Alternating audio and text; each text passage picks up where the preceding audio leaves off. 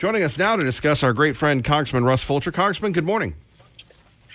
Good morning, Kevin, and I hope that you don't ask me about the House of Lords, because if you're a congressman in Congress, that would indicate that are you some kind of a lord in the House of Lords, and I don't know that I could go along with that title.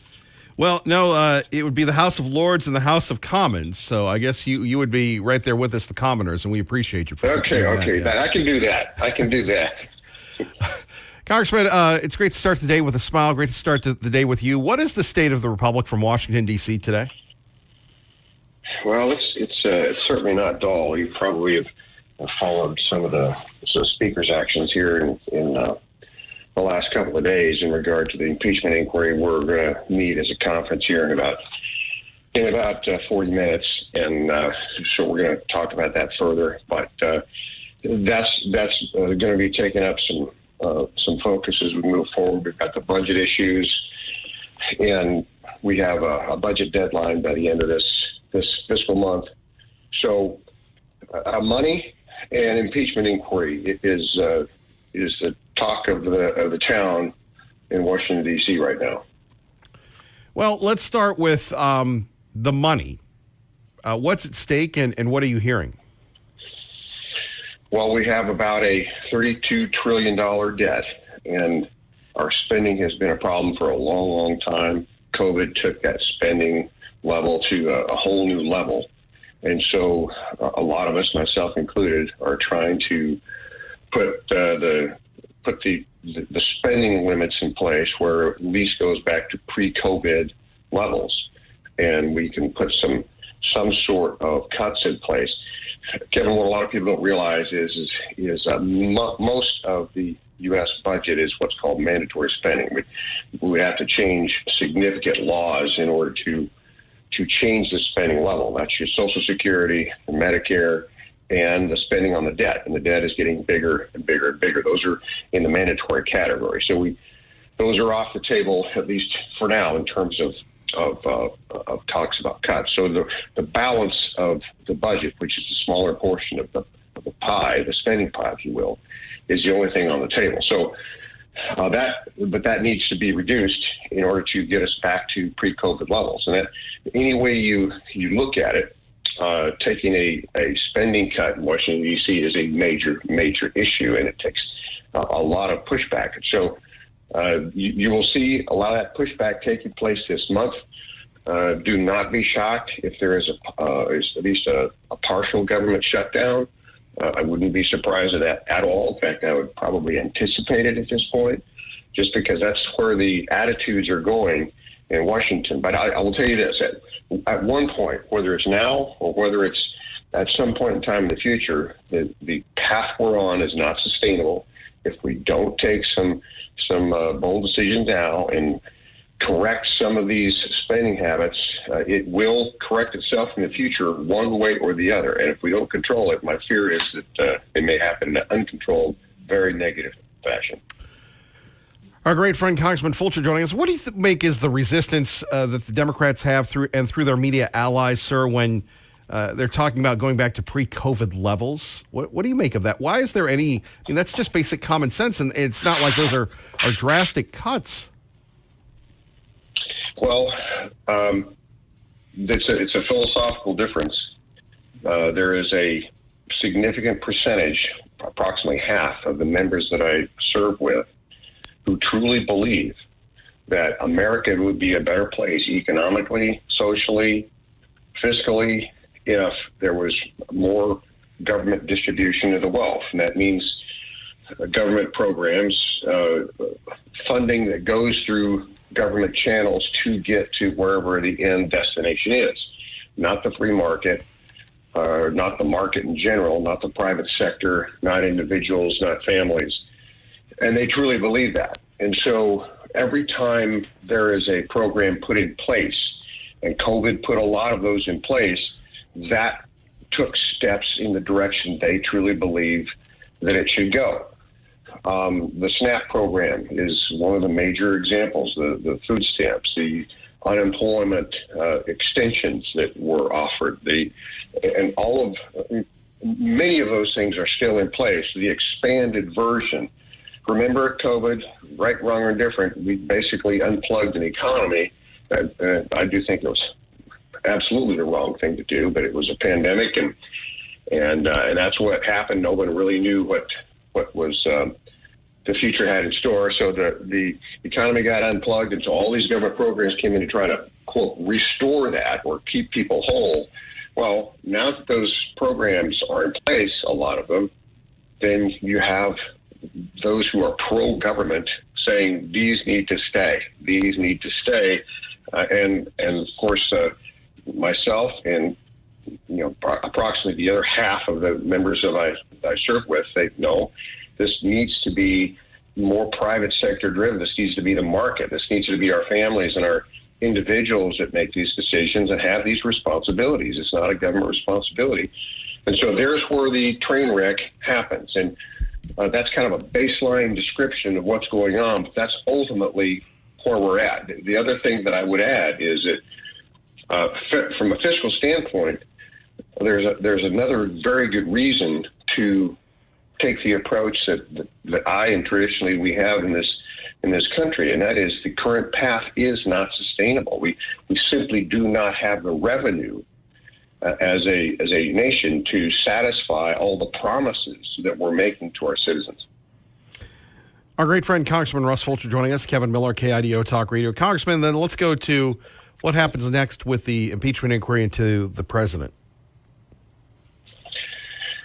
Well, Kevin, you may recall a couple of impeachments in recent years with a certain president by the name of Trump, and how those impeachments were conducted. We went very rapidly under the leadership of Speaker Pelosi into articles of impeachment.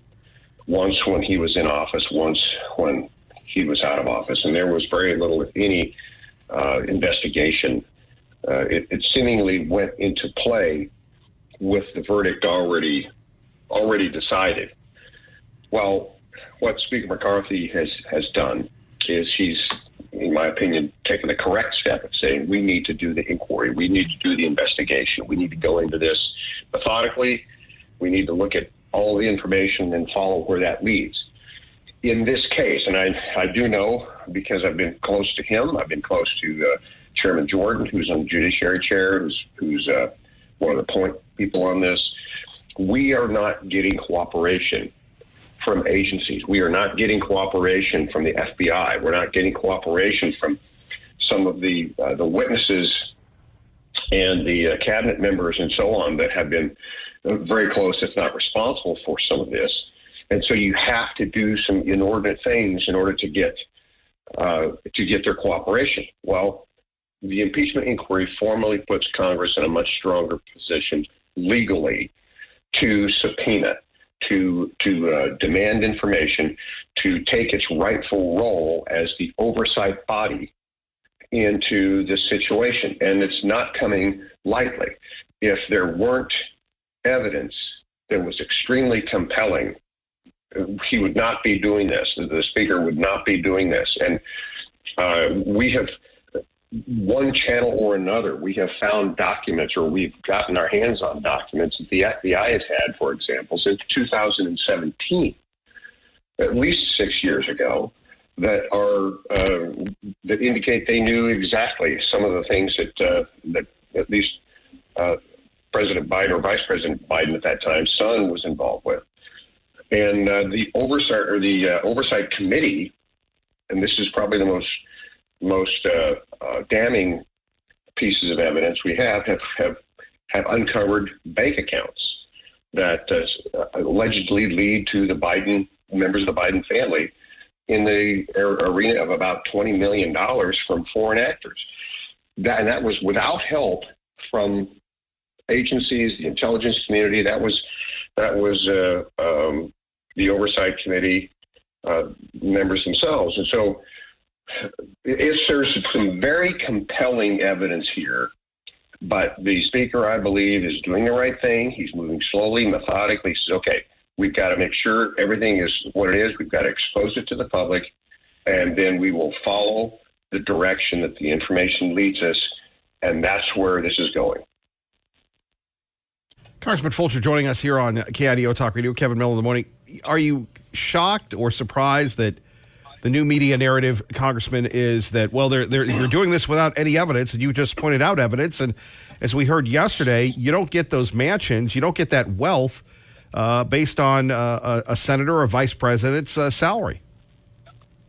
No, I can promise you that, Kevin. What you just said is absolutely true. And so,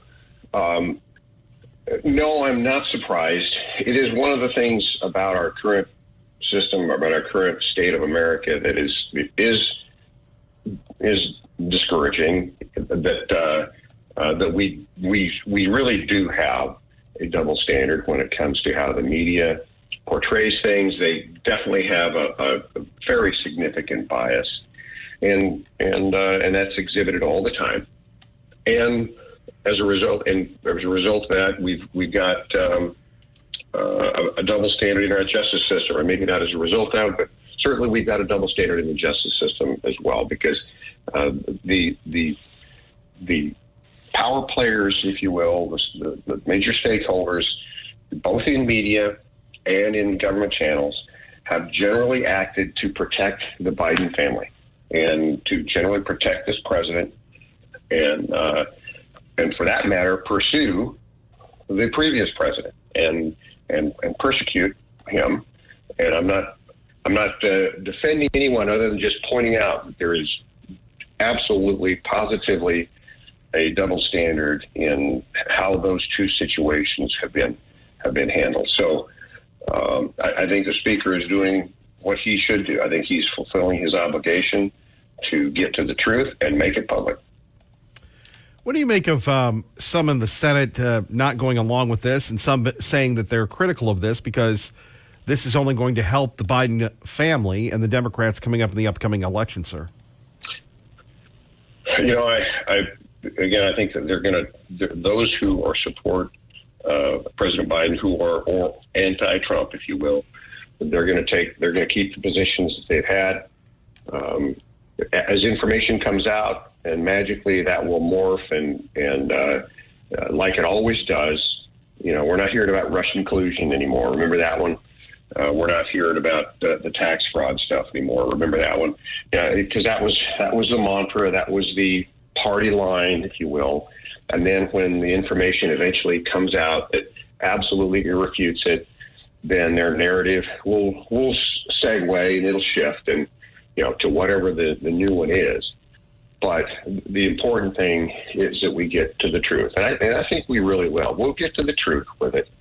And, you know, at the end of the day, the most important thing is what gets exposed to the American people, because the people that I serve with are going to do what they're going to do.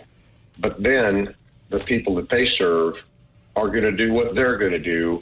And that eventually will replace and restore some of the seats within Congress. And so, and it doesn't happen fast, and it never has. It happened faster now than it has in the past, but it doesn't happen fast. But you put the truth out there, and you expose it, then the American people will eventually do the right thing.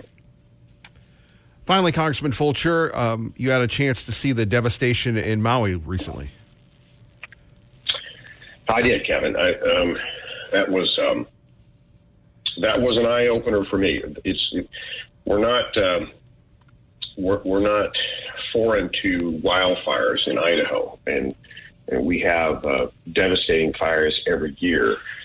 Most of the time, that happens on timber ground or grazing ground, not in heavily urban areas. And the Maui burn site was a heavily urban area.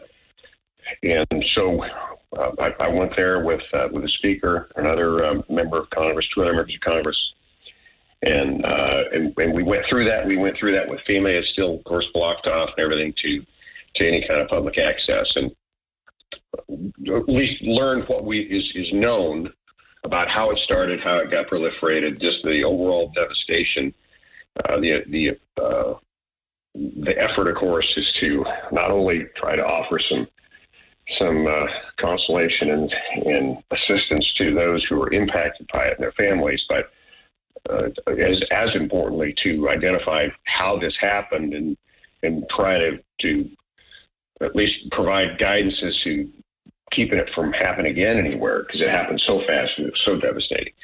And there's a lot of unanswered questions. There's some of the things that actually survived. There's questions as to why. The inordinate amount of heat and the pace of this devastation was unusual. It was just things that need to be explained and explored. So that was an initial part of the effort that we're making through congressional channels to investigate and to understand how this took place. And it was not a. You think of going to Hawaii, you think that, okay, it's vacation time. Well, no, not in this case. I'm glad that I did, because I got an education and part of the effort now to try to come to a resolution as to what we can do in the future to prevent it. But very educational experience. Congressman Fulcher, anything else that you'd like to share with us? We sure appreciate your time every week. We've had most of the month of August for me was spent traveling around our state, and I long to do that more. I'm back east more than I really want to be, but I long to do that more. And every time I do, I get a list of ideas, comments from people, from your listening audience, from people around the state who, frankly, have got pretty good ideas on some of the things going on that I don't get exposed to any other way. And so that's just a reminder to people, anybody listening, if you've got ideas, thoughts, what you think could be solutions to some of the things we're dealing with, please reach out to an office. Please reach out to me directly or indirectly. They're very much of value. That's where a lot of the very good ideas come from. And I want to thank you again, Kevin, for giving me an opportunity to communicate with your audience, because ultimately that helps me, and hopefully some of the information I convey at least shines a light on what's happening here. Well, Congressman Fulcher, we appreciate you. I know you've got to get to work, but thank you very much, and be safe, sir.